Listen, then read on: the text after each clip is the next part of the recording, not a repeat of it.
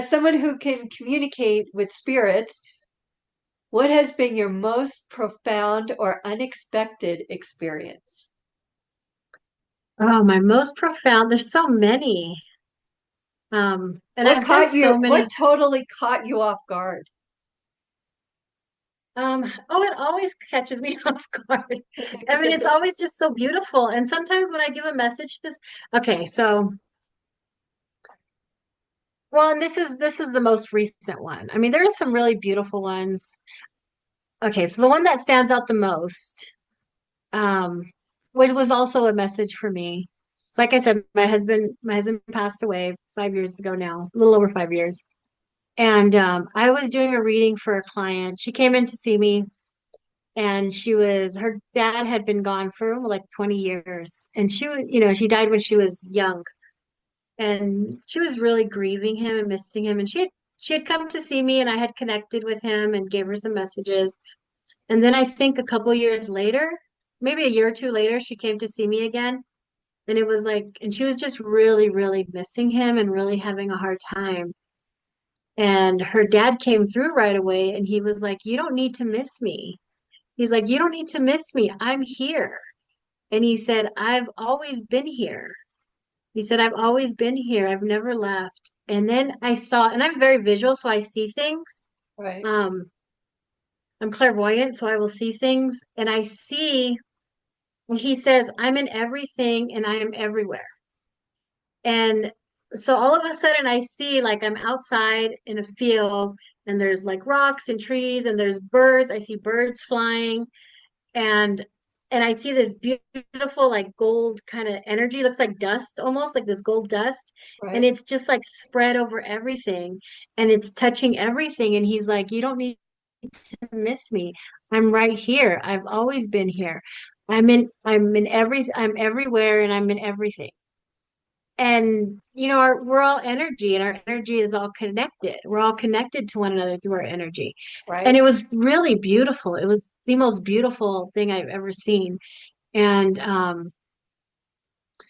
I was just like, wow. And then I realized that's a message for me too, because there's times when I really, really miss my husband being Right. here. And I was like, I think that's for me too. I don't need to keep missing him or being sad like that. Because her dad was kind of laughing, like, "You don't need to miss me. Like, stop doing that. I'm right here. I've always been here." And it was very healing for both of us. Right. It was very healing and very beautiful for both of us. And I realized, oh, that's for me too. Um, Another really significant thing that happened to me, I went to church. So I have a boyfriend now, and I had went to church with him. So my husband, I couldn't go back to the church where I was going, where I had been attending, because we had my husband's service there, and it was just too painful for me Wow. for a couple of years. And so I would listen to church online. I would listen to it online, but I couldn't walk into the building. And so I had a boyfriend, and he took me to church with him, to his church. And it was a little tiny church, and probably like 50 people in there. It was a tiny little church. And we walk in, and they're singing, and I look and I see we walk in, and we're standing in the back, in the aisle, one of the rows. And I look and I see, when we walked in, I saw angels, like 5 angels, and they were huge, probably like 12 feet tall angels. Wow. And they were like a little bit like just above everybody, and they were in a circle, beautiful, beautiful white robes, all glistening, and just these huge angels. There's 5 of them all in a circle. And I see silhouettes in the room, like silhouettes just lining all the walls in the room. And I believe those were everybody's loved ones were there also. Oh, And the people are singing, and I see this gold light coming from the middle of the ground, and it was shooting straight up through the circle of angels, and it was shooting straight up up to heaven. And wow. everybody's singing. They're just singing regular church, right? And I'm standing there just like, wow, just In awe, in going, total wow. in total awe, just saying, "Oh my gosh, this is the most beautiful thing I've ever seen." And I remember when we left, I was like euphoric. The feeling I felt, Right. I felt so euphoric. I was having the best day of my life. I was just so full of love. And I think that's what people don't understand. When you do this work and you're doing it for God's purpose, for God's glory, it is love. It is Oh, true, unadulterated, uninhibited love.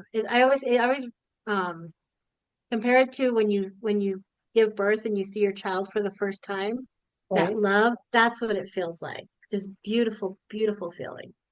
Wow, those are amazing stories. Now, with your gift, do you have interaction or is it just visions that you see? No, I have interactions with spirits also. Okay. Um, like if I'm talking to somebody and I can feel them come in, I can feel them come in. Like I'm talking to a client, I can feel their loved one come in and then I can hear them answering. I'll hear them answering. I do pet readings too, and will come in too, and they'll say, tell them this or tell them that. And so it is interact. So psychic energy is different than mediumship energy. Okay, Psychic yeah, tell me energy the is a lot difference. of Psychic energy is a lot of knowing. You just know or you feel it in your body. But when you're connecting with a spirit, you're interacting with them. And you're having a conversation, they're answering your questions, that kind of stuff. And I never call anyone in, they come in. Okay. If they want to come in, they come in. I never call anybody to come in. The person that shows up is whoever is supposed to show up and give the message. And So sometimes when it's not who you expected. Oh, okay. So when somebody comes to you and you're doing a reading or something, you're not necessarily like the one with her father. You're not necessarily calling the father. You're just having a No. conversation and seeing who kind of comes into their circle and into yours. Is that what happens? Yeah, I'll take a look. I'll take a look and I'll ask who they're wanting. I'll tell them who I'm seeing, and then I'll describe who's coming in, and then they'll give me, I'll ask my client what the person's name. I'll say, this is who I have here. This is what they look like. This is, who they were when they were alive. And they'll say, oh yeah, that's my dad, or that sounds like my aunt, or, that sounds like my cousin, that kind of stuff. Children come through, babies will come through, animals come through. And yeah, and So then, some do they ever get when they come to you, if they are like the one specifically she wanted, her father and this, that, he's the one who showed up, which was great. But when you start, does because I'm assuming there are people that are coming in with an agenda. They want to speak to this person, that had passed, they have unresolved or something. Do they ever get frustrated or something if somebody else comes in and you don't have control because you're not calling the specific person? You're hoping that they show up, but if they don't and it's somebody else, how does that kind of go in your session? Well, it always, even if it wasn't the person they were hoping to connect with, it's somebody that they were supposed to connect with. And it's Right. because the messages are always for healing. They're always for love, healing, or guidance. Right. And so sometimes sometimes people will come in and they're like, oh, that's so, I didn't think they were gonna come in. They're like, I don't even talk to that person because they want to make amends. And so the messages, I've never had anybody get mad because somebody showed up that they didn't want to that they weren't expecting. Okay, great. Look again, I it's like a room. I see it like a room. It's all there, and I'll look in there to kind of see who, and then I'll see them kind of come forward. I'll be like, okay, who's here? And then I'll see them kind of come forward. Um, And sometimes they will, like the one that comes in will bring in the one that they wanted to talk to. Okay. Now it's very rare that nobody shows up, but it has happened, and it's only happened to me a couple of times. And usually what I do if no, I had one client came, she wanted to talk with her parents, and we were sitting down, we started chatting a little bit, and I wasn't getting any either of them. Nobody was coming in. And I said, I'm not getting anything. I'm not getting anything. I said, let's reschedule.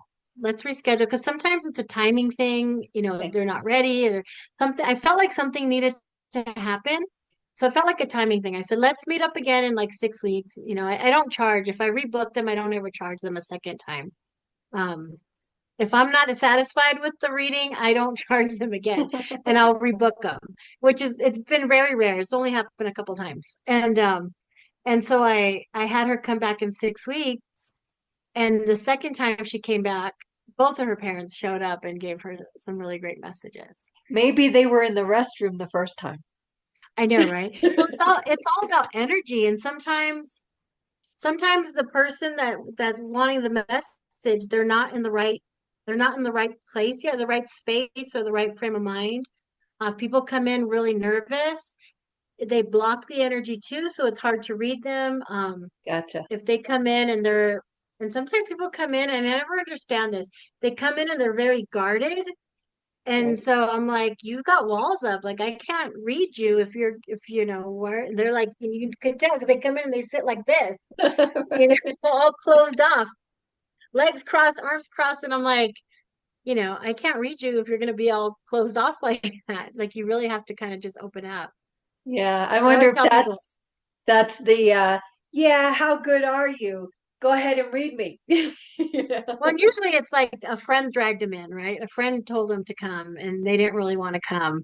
Or they're afraid. They're just really afraid of what the message is. But there's no jealousy or anger or on the other side. Like once people have crossed over, they're full of love and understanding. Okay. So And it's a so, no judgment zone once mhm. you connect with them for that. So that the anxiety of maybe, I've disappointed this loved one and I don't know, and I'm afraid to connect with them because, I want to reconcile, but I don't want to feel bad because I whatever went on. So, and Yeah, you're sometimes saying they're that doesn't happen.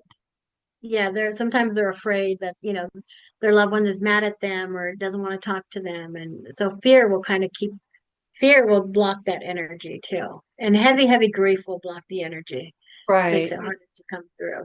Yep. So you're And saying if you had a curmudgeon in your life and it was just, not as close as you wanted it to, when they pass, if you're connected again, that that personality trait may not or probably won't be there. Now you can have that. um Okay. yeah, like they do. They'll tell me, "Oh yeah, I used to be really grumpy." They'll show me how they were. Like, "Oh yeah, I used to be really grumpy," or "Yeah, I was a know-it-all." Like a lot, and this is mostly the men. A lot of times the men are like, "Yeah, and I'll see it and I'll see them doing this.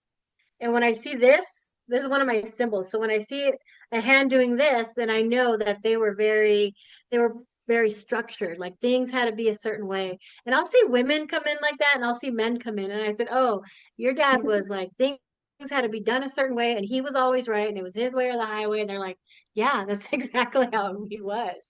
And so I have different signs and symbols for things. Okay. And sometimes they just come in and say, "Yeah, I was really grumpy." All right. I wasn't always nice. They'll come and say that. They're always Right. full of remorse. Right. Gotcha.